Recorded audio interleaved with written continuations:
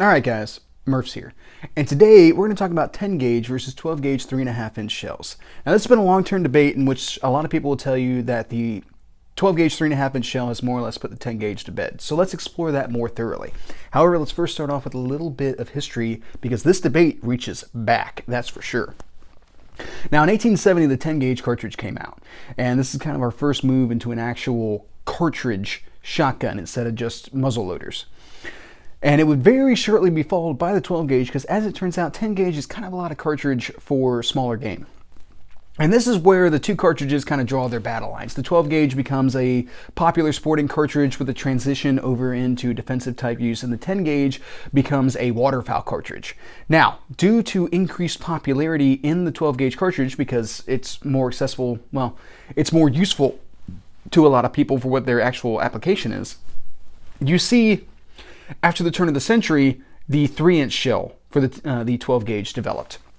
And this starts really taking a piece of the 10 gauges market in the waterfowl community. Now, this would kind of lose some speed in the 1960s, 1970s when you see the rise of a lot of different states banning the use of lead shot for waterfowl hunting. And this causes a little bit of a setback for the 12 gauge because, as it turns out, steel shot, which becomes the prevalent shot used in waterfowl hunting even to today, is lighter than lead shot. Lead is far more dense than steel, which gives you a completely different relationship with not just velocity but also patterning. So with that being the case, the general rule of thumb for steel shot is that you need to go up 2 sizes in order to be able to get a comparable pattern and downrange performance capability in the 12 gauge, or well, really any of the shot sizes once you're going away from lead. Now, as it would turn out, this setback would not be long-term, but it would play into the wheelhouse of the 10 gauge because the 10 gauge, being a larger overall cartridge, allows it to hold more of this larger shot, giving it a better relationship in downrange performance. Now, during this time, we would see rise of the 3.5 inch shell, or after this time, I guess you could say, we'd see rise of the 3.5 inch shell and the 12 gauge loading. And the 10 gauge, having originally been a 2 7/8 inch shell, would also become a 3.5 inch shell, and that is more or less the de facto standard today. You don't see a lot of 10 gauges in a shorter than 3.5 inch shell, if any, for that matter. Now, the 12 gauge 3.5 inch shell would give the 12 gauge a better relationship with this larger shot size and would start really impacting its downrange performance. So the question becomes, has it effectively replaced the 10 gauge shell? So let's go ahead and talk about our kind of data-driven portion here. And having taken a look around at a lot of different data on 12 gauge versus 10 gauge, for the most part, it seems that at most you have about 100 feet per second as long as the shot sizes are comparable between 10 gauge and the 12 gauge, favoring the 10 gauge. Now you can see as low as 25, 50 feet per second still favoring the 10 gauge, all the way up to the same velocity, which is kind of important in this aspect. If you're trying to replace something, you better be able to put up the same speeds with that same shot size, and that is capable and possible in the 12 gauge shell. Now keep in mind, guys, for the most part, I'm talking about manufactured ammunition because that's something that is quantifiable. I can show you that body of data, you can reference that body of data, and then be able to discern and make those decisions for yourself. I'm not representing hand loads in this case because that's kind of intangible. That's something that's difficult to be able to track down, and in this type of conversation, I prefer to have quantifiable data on hand. Now, the velocity aspect of things doesn't really, I had to like refocus there for a second. The velocity aspect of this doesn't really give us a lot to work with. 100 feet per second is kind of significant, but we are talking about a larger overall shot size. What else can we be able to draw out from this? And this important conversation that I have now is kind of that third dimension of ballistics. Everything has a third dimension. In pistol bullets, it's not just about the velocity and the grainage and how that is going to come together to give us foot-pounds of energy that's going to tell us how rounds perform. That's information with no real context to it. What we become more interested in is hollow point expansion, penetration depth, and all that kind of stuff, so we can get a better understanding for how the bullet's going to behave in media and potentially give us those fight-stopping characteristics. In rifle bullets, we become very interested in the velocity aspect of it because we get that temporary wound channel as well as a lot of that hydraulic effect effect that's going on inside of fluid and air-filled organs within the body. And depending on what it is, something in like a high-speed 22, we get that velocity up high enough, and that bullet, even if it's an FMJ, starts to get sideways and come apart and create additional wound channels going on inside the body. That's that rifle third dimension, the penetration and velocity aspect. In shotguns, we take a very close look at the pattern. Now, for most people to pattern shotguns, they go out to the range and they fire at a piece of paper at a given distance, and they go down range and they count the number of impacts and get a percentage projection based off of whatever size area they wanted that many impacts in, and then from there they discern whether or not the cartridge performed in such a manner that it needs to. But that's a little bit of a two-dimensional and misleading data point, because as it turns out, especially if you're a waterfowler, you're most likely shooting at a moving target, which is going to give you a very different relationship with your shot pattern. Now, for turkey hunters, this doesn't necessarily apply, but for waterfowl, which is the main emphasis for what we're talking about right now, this is huge. There is a third dimension to shotgun shells not represented on a two-dimensional range.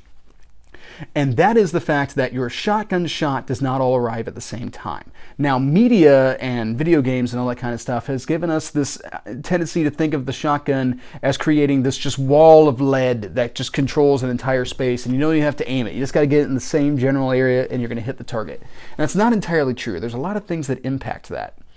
Now, the reality of any shot string that you're talking about, any amount of shot that is sitting inside of a shotgun shell, is that it's sitting inside of a cup and it's arranged in a column. And this column is going to receive the energy for movement at about the same time.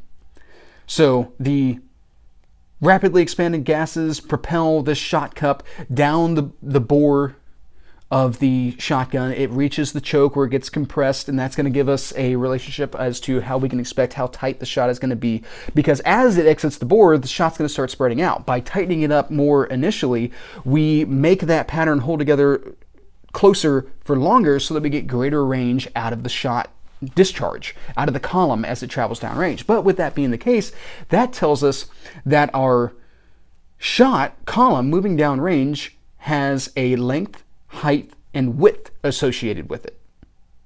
It's more like a cloud, or it's more like a cloud. I don't want to keep saying column. Column doesn't work out this great. I like to think of it more in the terms of a cloud, which means that we have a definite dimension to the front of that cloud. And that is going to give us a snapshot as to how much of that shot is arriving on demand. That initial wave of shot that's actually going to impact your target. And this is why shotgunners train to try to sweep their muzzles through the target so that they can try to extend that overall cloud so that they have the target flying through more of that depending on how fast the target is moving. In a 12 gauge, you have just an elongated shell with the same diameter, no different than a 2 3/4 or a 3-inch shell. It's just longer. So you have more of a shot column, which just means that you have a longer shot cloud, but still the same dimension at the front end of that. You're getting the same snapshot. It might be faster, it might be heavier shot, but it's still based around that 12 gauge diameter, whereas the 10 gauge has a greater overall diameter to begin with. So in addition to having more of that heavier shot, so therefore a denser overall pattern, it also has a wider front to that cloud, which means that you're getting more shot on demand. You're getting more shot on initial impact, let alone whatever you manage to be able to sweep through the target as well. The 10 gauge has a very favorable relationship with this. The 12 gauge does not benefit from that. All right, so now we kind of talked about our data-driven ballistic aspects of this, right? Let's get into some of the other factors that play into this, because it's not just about the cartridges, it's about the guns as well. Now, generally, 10 gauges are going to start at 9 pounds and go up from there, which, depending on what it is that you're trying to do at the time, might be a prohibitive prospect to you. Now, the reality is you want that weight because the 10 gauge cartridge recoils quite heavily. However, if you're walking around all day, that's not necessarily a thing you want to do. Now, luckily, in most waterfowl hunting, you don't do a whole lot of walking. You do a whole lot of sitting. So that weight is not necessarily an issue. Now, looking at a 12 gauge shotgun, with most 3.5-inch chambered shotguns being able to chamber 2 3/4 inch shells, manufacturers find themselves in a conundrum. How do we pick a weight that allows somebody to be able to hunt rabbits one day and then start shooting geese in the stratosphere the next day? Where do we err when it comes to that weight? And what they wind up doing is having to pick a middle ground. And one of the issues with anything that you're trying to make into a jack of all trades is that it's a master of none. And in this case, going with a lighter shotgun, as much as 8 pounds, but probably looking more like 7, and then feeding a 3.5 inch 12 gauge cartridge into it, you've got a lot of recoil. Now, that's not to say that a 10 gauge doesn't have recoil, but 12 gauge 3.5 inch shells, in my own opinion, are not fun to shoot. I can shoot 3 inch shells all day, it doesn't really bother me, but 3.5 inch shells, I've never cared for. Now, recoil and weight are highly subjective things. It's down to the individual and your anatomical build and, you know, whether or not you have any injuries and all that kind of stuff that's going to dictate whether or not those are constrictions to you.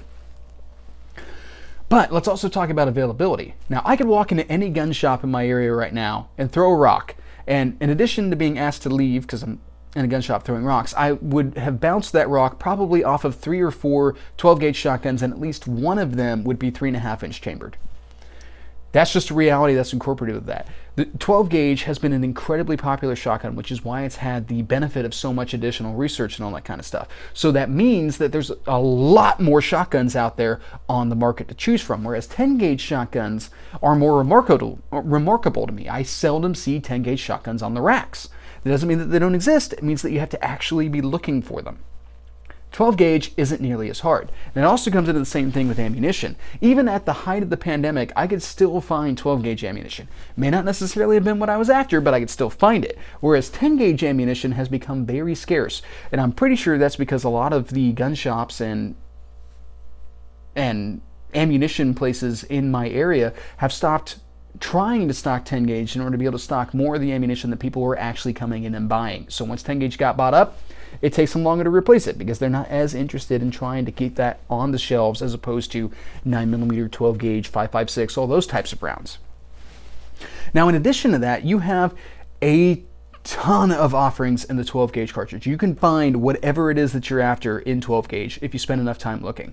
You may not necessarily be able to find it locally, but if you get on the internet, you're probably going to be able to find it. Whatever weird specialty, velocity, or whatever it is that you're trying to hit, you're probably going to be able to find it in the 12 gauge. Nothing has more offerings than that. Whereas 10 gauge can be a little bit harder to come by and doesn't have nearly as many manufactured offerings. And some people complain, getting back to the hand loading thing, that a lot of manufacturers don't take full advantage of the 10 gauge's capabilities.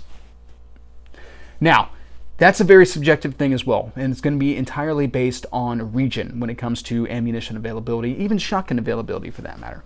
When I was a kid growing up in Ohio, we used to shoot a ton of 16 gauge. We're pretty much shooting 16 gauge like every other weekend.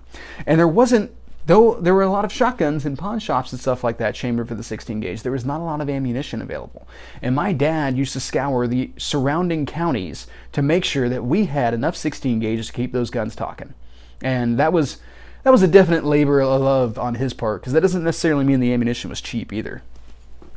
Now, where I live now, I can find 16 gauge. Not always for the greatest of prices, but I can generally find 16 gauge on the shelves.